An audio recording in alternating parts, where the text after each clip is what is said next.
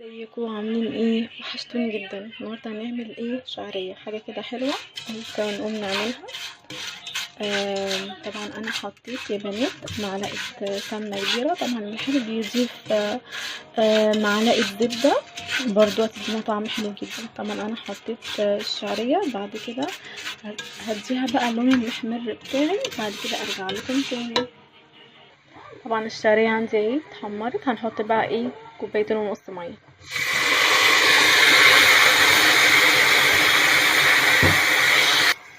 وهضيف معاها كيس فانيليا،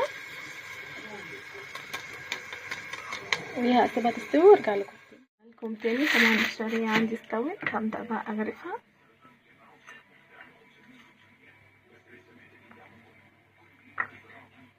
اهو زي ما انتم شايفين طلع بالشكل ده معايا.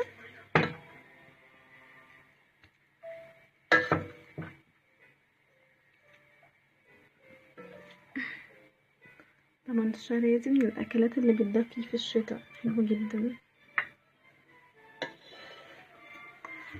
هبدأ بقى ايه ازينها بالسكر، عشان احنا محطناش اصلا سكر معانا.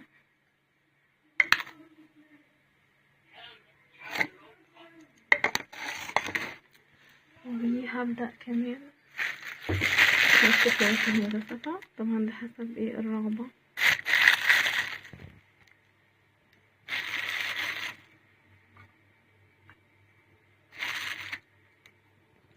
طبعا الطبق ده هنضيف له لبن، ده برضو حسب الرغبة.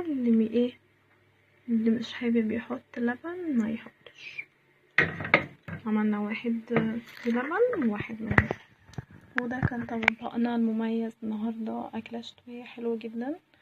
يا رب تكون عجبتكم. ما تنسوش بقى لايك وشير. باي باي.